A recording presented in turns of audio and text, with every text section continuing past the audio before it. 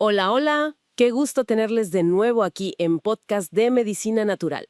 Bienvenidas, bienvenidos a este espacio. Siéntanse como en casa. Un placer estar aquí compartiendo con todas y todos. Hoy nos vamos a sumergir, pero de verdad, en una planta súper popular, la equinacea. Tenemos un montón de material, ¿eh? Desde artículos así más de divulgación, hasta estudios científicos serios, información de productos que vemos en las tiendas y, fíjate, hasta tesis académicas sobre preparaciones homeopáticas. Sí, es un mundo. La idea es tratar de destilar lo más importante, ¿no? O sea, ¿qué es exactamente? ¿Cómo se ha usado a lo largo del tiempo? Que es fascinante, por cierto. Totalmente. Y sobre todo, ¿qué dice la ciencia hoy? ¿Funciona? ¿No funciona? Y algo crucial, ¿es segura para todos? ¿Hay que tener precauciones? Exacto. Porque es interesante ver cómo algo que usaban los pueblos indígenas de Norteamérica para tantas cosas, ahora está en todos lados, en herbolarios, farmacias. Sí, es omnipresente. Bueno, pues a desentrañar el misterio. Empecemos por lo básico. ¿Qué es exactamente la equinacea? Pues mira, la equinacia es una planta, una flor, de hecho, bastante bonita. Pertenece a la familia Asteraceae. Ah, como las margaritas, ¿no? O los girasoles. Ándale, de esa familia. Es originaria de Norteamérica, eso es importante. Y seguro la han visto, es la típica flor cónica púrpura, o purple coneflower en inglés. Sí, la ubico. Ahora, en los materiales que revisamos se habla principalmente de tres especies. Echinacea purpúrea, que quizá es la más común en suplementos, Echinacea angustifolia y Echinacea pálida. Y mencionabas que no son iguales. No, para nada. Y esto es clave, ¿eh? Depende mucho de qué especie sea y qué parte de la planta uses, si es la raíz, la flor, las hojas, incluso cómo la prepares. Todo eso cambia su composición química. Claro, y eso ya nos va diciendo por qué a veces los estudios como que no se ponen de acuerdo, ¿no? Exactamente. Ya desde ahí empieza la complejidad. Pero bueno, antes de meternos en la ciencia moderna, su historia de uso es impresionante. Sí, eso me llamó mucho la atención. Cuéntanos un poco más. Uf, ¿sí? Imagínate, los pueblos nativos americanos, la usaban para un montón de cosas. No era solo una cosa, ¿eh?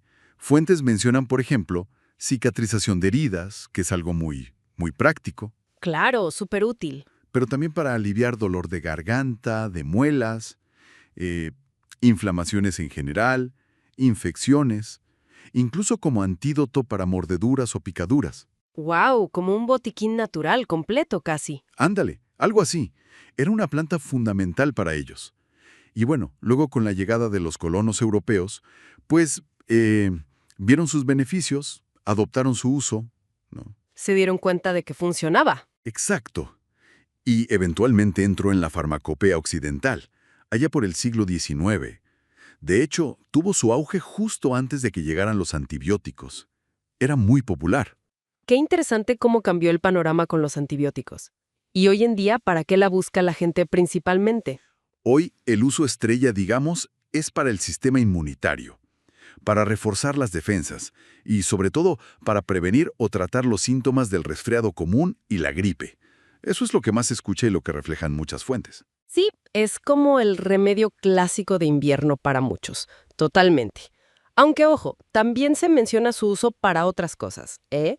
De forma menos frecuente, pero ahí está. Potencial para la ansiedad, algunos problemas de la piel aplicándola directamente. Ok, entonces, un uso tradicional muy amplio y un uso moderno más enfocado en la inmunidad. Ahora, la parte que a mí me fascina, ¿cómo se supone que funciona? O sea, ¿qué tiene la planta que podría explicar esos efectos? Aquí es donde se pone bueno. Sí. La investigación ha identificado varios compuestos que se consideran bioactivos, o sea, que tienen efectos en el cuerpo.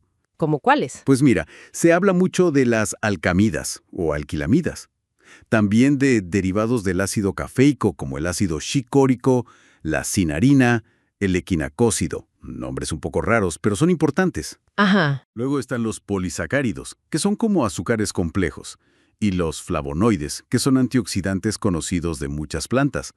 Y bueno, hay otros como poliacetilenos, polienos, pero quizá menos estudiados o relevantes para lo inmune. Vale, un cóctel químico interesante. Y con base en estos compuestos, ¿qué se piensa que hacen en el cuerpo? ¿Cuáles son los mecanismos propuestos? Bueno, aquí entramos en lo que se ha visto sobre todo en estudios in vitro, o sea, en laboratorio, o lo que se teoriza. Lo principal es la inmunoestimulación. Estimular las defensas, dices. Exacto. Se ha visto que algunos componentes pueden aumentar la actividad de ciertas células de defensa, como los macrófagos, que son como los comepatógenos, o las células NK, las asesinas naturales.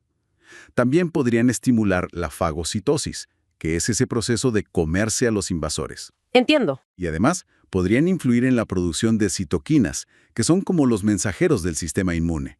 Se menciona el interferón, por ejemplo, que es importante en la respuesta antiviral. Ok, suena lógico para combatir infecciones. ¿Algo más? Sí, también se habla de una acción antiinflamatoria. Algunos polisacáridos, por ejemplo, se comparan con un efecto similar a la cortisona en algunos modelos, y podrían inhibir unas enzimas llamadas hialuronidasas, que están relacionadas con la expansión de la inflamación y las infecciones. Interesante. Y directamente contra los bichos, virus, bacterias. También hay evidencia de laboratorio, in vitro, que sugiere que algunos extractos pueden inhibir el crecimiento de ciertas bacterias, como estafilococo o estreptococo, y también de algunos virus. Tener varias formas de ayudar al cuerpo a defenderse. Pero, siempre hay un pero, ¿no? ¿Qué pasa cuando llevamos esto a la gente, a los estudios clínicos? Ahí es donde la cosa se complica. Y bastante. Este es el punto crucial, yo creo.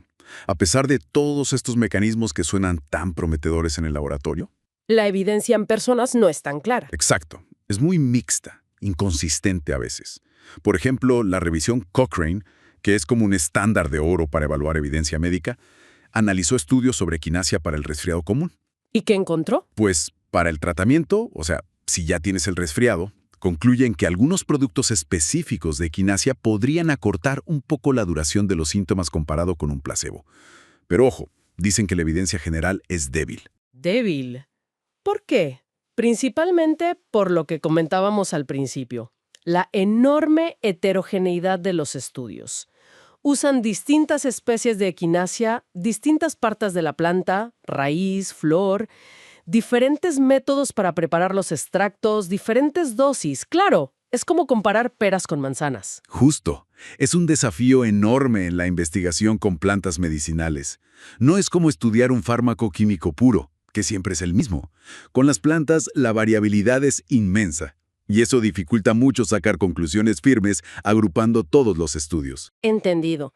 Y para prevenir el resfriado, tomarla antes de enfermarse. Ahí la revisión Cochrane fue más contundente. No encontraron una reducción estadísticamente significativa en el riesgo de resfriarse. Aunque bueno, sí mencionan que la tendencia general en los datos apuntaba a un posible pequeño efecto preventivo, pero no suficiente para ser concluyente. Ok, entonces para el resfriado la evidencia es digamos. ¿Y para otros usos como la ansiedad que mencionaste? Ahí hay menos estudios, claro. Pero sí, por ejemplo, una fuente como iHerb cita un estudio específico de Haller y colaboradores que sugiere que dosis concretas de Echinacea angustifolia podrían reducir síntomas de ansiedad. Pero es un estudio, se necesita más investigación para confirmarlo. Vale. Y luego está el tema de la homeopatía que mencionaste al principio con esas tesis colombianas. ¿Qué hay de eso? Sí, es interesante mencionarlo por la diversidad de fuentes. Esas tesis valoran una preparación homeopática Echinacea angustifolia 30CH. Y aquí hay que ser muy claros. 30CH es una dilución extremadamente alta, tanto que es improbable que quede alguna molécula original de la planta. Entiendo. El principio de la homeopatía. Exacto. Bueno, en sus estudios in vitro en cultivos celulares no vieron cambios en dos citoquinas, IL-2 y L4, pero reportaron una expresión altísima, fuera del rango medible, de otras dos, IL-5 e IFN-gamma. ¿Y eso qué significa? Pues es difícil decirlo. Son resultados de laboratorio muy específicos, con una preparación muy particular. Se necesitaría muchísima más investigación para entender qué significan esos hallazgos y si tienen alguna relevancia clínica real. Es importante mantener la neutralidad aquí. Son datos preliminares de laboratorio con un enfoque muy específico. De acuerdo. Queda claro que la evidencia científica es un terreno complejo y con muchos matices para la equinacia. Ahora, si alguien, a pesar de esto o por su experiencia personal, decide usarla, ¿cómo la encuentra? ¿Qué presentaciones hay? Hay varias formas. La más tradicional quizá es la infusión o té. Se usan las partes secas de la planta. A veces vienen en bolsitas ya listas o se compra a granel. Como cualquier otro té de hierbas. Sí, más o menos. Una cucharadita de planta seca por taza de agua caliente, dejar reposar unos 10-15 minutos. Luego están los suplementos, que son muy comunes, cápsulas o comprimidos. Ahí las dosis varían mucho, ¿no? Sí, bastante. Puedes ver dosis de 300, 500 miligramos que se toman 2 o 3 veces al día, por ejemplo. También existen las tinturas o extractos líquidos, que se toman en gotas, diluidas en agua generalmente. Ajá. Y finalmente, el uso tópico.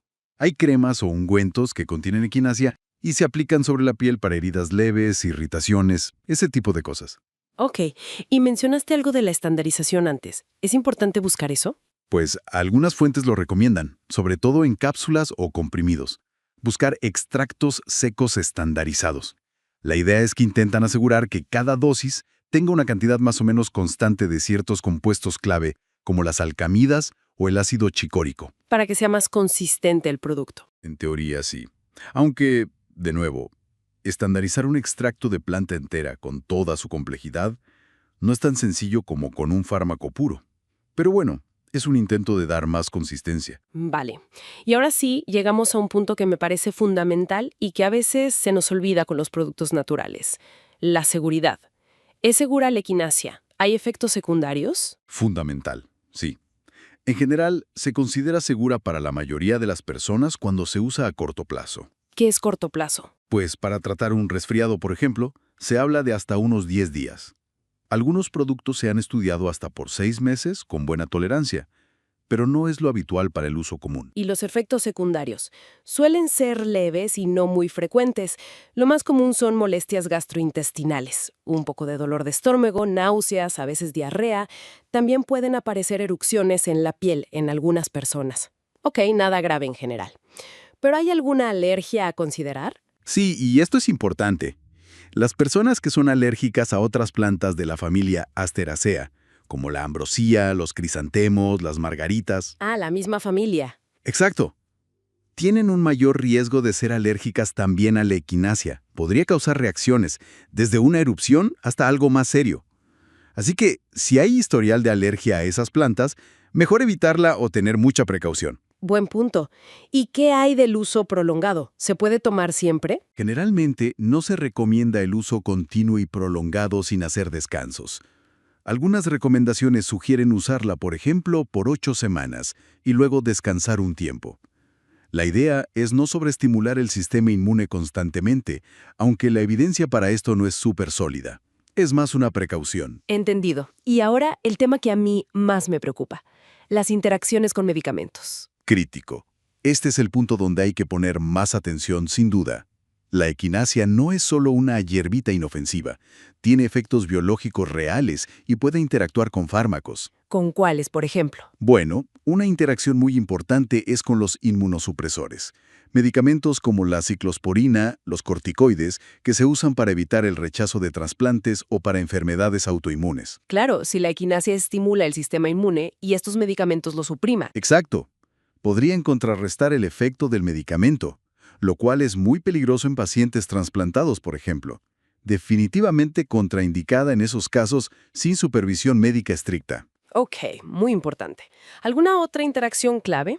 Sí, con fármacos que se metabolizan en el hígado a través de un sistema llamado citocromo P450, específicamente las enzimas CYP3A4 y CYP1A2. Suena técnico, pero ¿qué significa en la práctica? Significa que podría alterar cómo el cuerpo procesa y elimina muchos medicamentos comunes. Podría afectar los niveles de anticonvulsivos, algunas estatinas para el colesterol, ciertos medicamentos para la presión arterial, incluso la cafeína. Puede hacer que sus niveles suban o bajen, alterando su eficacia o aumentando el riesgo de efectos secundarios. ¡Wow! Eso abarca muchísimos medicamentos. Muchísimos. Por eso es tan importante revisar. También hay precaución con fármacos que ya de por sí pueden ser tóxicos para el hígado, hepatotóxicos, como el metotrexato, el ketoconazol. La equinacia podría, teóricamente, aumentar ese riesgo si se toman juntos. ¿Y con anticoagulantes como la warfarina, Sintrom? Ahí la evidencia es un poco limitada y a veces contradictoria, pero la recomendación es tener precaución. Podría, teóricamente, afectar la coagulación o el metabolismo de la warfarina. Si alguien toma anticoagulantes, debe monitorizar sus niveles de coagulación, el INR, muy de cerca si empieza a tomar equinacea, y siempre bajo consejo médico. Vale. ¿Algo más? Podría potenciar el efecto de sedantes o algunos antidepresivos, causando más somnolencia. Y muy importante, puede ser riesgoso usarla durante la quimioterapia. Podría interferir con el tratamiento. Definitivamente, la lista de interacciones es seria. Lo es. Y además de interacciones, hay contraindicaciones o precauciones generales. No se recomienda en embarazo y lactancia porque simplemente no hay suficientes estudios que garanticen su seguridad. Lógico. Algunas fuentes desaconsejan su uso en menores de 12 años, principalmente por el riesgo de reacciones alérgicas que pueden ser más severas en niños. Y en personas con enfermedades autoinmunes como lupus, artritis reumatoide, esclerosis múltiple, aunque no hay pruebas definitivas de que sea perjudicial, la teoría es que al estimular el sistema inmune podría empeorar la enfermedad. Así que se recomienda precaución o evitarla. Queda clarísimo. El mensaje final sobre seguridad es: Consultar. Siempre consultar a un médico, farmacéutico o profesional de la salud cualificado antes de empezar a tomar equinacia, especialmente si se están tomando otros medicamentos, si hay alguna enfermedad preexistente o si se está embarazada o lactando. No es un juego. Totalmente de acuerdo. Es respetar el poder de las plantas. Bueno, haciendo una recapitulación de todo lo que hemos explorado. Tenemos la equinacia, una planta con una historia riquísima, usada por siglos, con componentes bioactivos muy interesantes. Y Tomi es súper popular, sobre todo para la inmunidad y los resfriados. Pero por otro lado, la evidencia científica sobre su eficacia es compleja, variable, no tan sólida como nos gustaría a veces. Y fundamental. Hay que ser muy conscientes de las posibles interacciones y precauciones de seguridad. Exacto. No es una solución mágica y universal. Y requiere conocimiento para usarla bien. Definitivamente. Y esto nos deja pensando, ¿no? Sí, a mí me deja con una pregunta dando vueltas. Considerando esta enorme variabilidad que hemos mencionado, diferentes especies, partes de la planta, formas de preparación que hace tan difícil comparar los estudios, ¿qué tan realista es seguir buscando una respuesta única y definitiva sobre si la equinacia en general es eficaz? Claro, como si fuera una sola cosa. Exacto. O quizá el enfoque debería cambiar. Tal vez deberíamos centrarnos más en entender y validar productos muy específicos, muy bien caracterizados, casi como si fueran medicamentos individuales, aceptando que equinacia como concepto amplio es demasiado diverso para una sola respuesta. No lo sé, es algo para seguir reflexionando, ¿no? Sobre cómo estudiamos y valoramos realmente estas complejas medicinas naturales. Una excelente reflexión final. Mucho en qué pensar sobre cómo equilibramos tradición, ciencia y la propia naturaleza de estas plantas. Muchísimas gracias por esta charla tan completa y clara. Gracias a ti. Siempre es un gusto profundizar en estos temas. Y gracias a todas y todos por acompañarnos en esta exploración de la equinacia aquí en Podcast de Medicina Natural. Esperamos que les haya sido útil, que les haya aclarado dudas y sobre todo que les motive a seguir investigando y a tomar decisiones informadas sobre su salud. Nos encantaría escuchar sus comentarios y experiencias. Hasta la próxima.